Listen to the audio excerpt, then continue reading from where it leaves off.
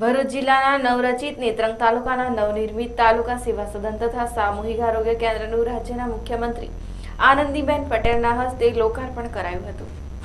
નેત્રંગ ખાતે આનંદીબેન પટેલે ₹12.50 કરોડના ખર્ચે નવનિર્મિત તાલુકા સેવા સદન તથા 38 કરોડના ખર્ચે તૈયાર થયેલા સામૂહિક આરોગ્ય કેન્દ્રનું લોકાર્પણ કરવા સાથે નવરચિત નેત્રંગ તાલુકાને વિકાસશીલ જાહેર કરી ₹2 કરોડની વિશેષ ગ્રાન્ટની ફાળવવાની જાહેરાત કરી હતી।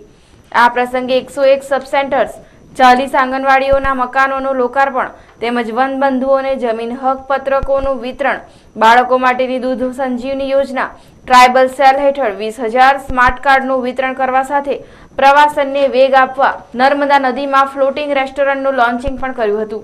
આપણા ઘરમાં 30-35 વર્ષની યુવાન દીકરીને કેન્સર થાય એની પાછળ કેટલો ખર્ચ થાય?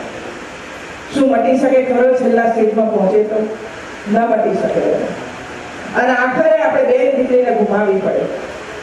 પણ જો શરૂઆતનો સ્ટેજ હોય તો કેન્સર મટી શકે છે। હવે શરૂઆતનો સ્ટેજ છે એના માટે આપણે આ બધું જ તપાસણી કરાવવી જ પડે અને તપાસણી કરીએ ને ડોક્ટર એમ કે બેન તમને કશું જ નથી તો પછી આપણે ઈશ્વરનો આભાર માનીએ અને ડોક્ટર એમ કે તમને શરૂઆત છે તો જરાય સમય ગુમાવ્યા વગર આપણે સારવાર લેવાની શરૂઆત કરીએ।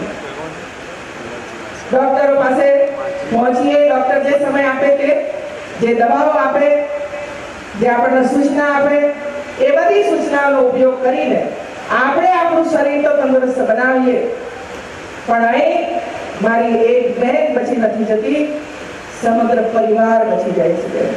અને એટલા જ મોદી સાહેબે આ વનબંધુ વિકાસ યોજના જે શરૂ કરી એનો લાભ આજે આપણે બધા જોઈ રહ્યા છીએ।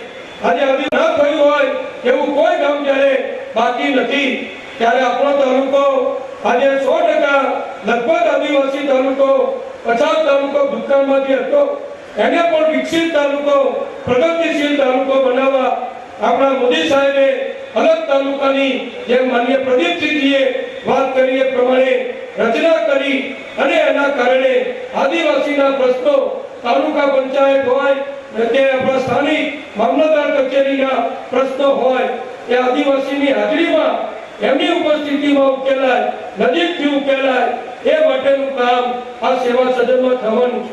આ પ્રસંગે વિધાનસભાના અધ્યક્ષ ગણપતસિંહ વસાવા, આરોગ્ય મંત્રી નીતિનભાઈ પટેલ, જિલ્લા પ્રભારી મંત્રી પ્રદીપસિંહ જાડેજા ઉપરાંત મંત્રી છત્રસિંહ મોરી સહિત ભરૂચ જિલ્લાના ભાજપા અગ્રણીઓ તેમજ ઉચ્ચ અધિકારીઓ ઉપસ્થિત રહ્યા હતા।